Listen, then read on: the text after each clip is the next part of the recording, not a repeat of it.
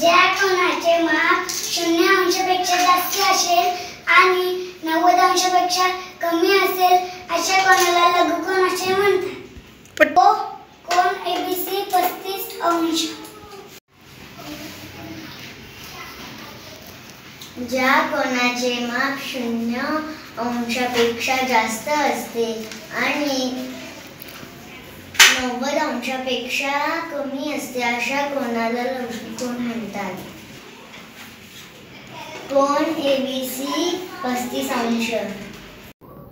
ज्या कोणाचे माप 0 अंशापेक्षा जास्त आणि 90 अंशापेक्षा कमी असते अशा कोणाला लघुकोन असे म्हणतात.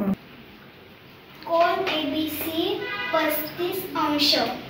ज्या कोणाचे माप 0 अंशापेक्षा जास्त आणि 90 अंशापेक्षा कमी असते अशा कोणाला लघुकोन असे म्हणतात.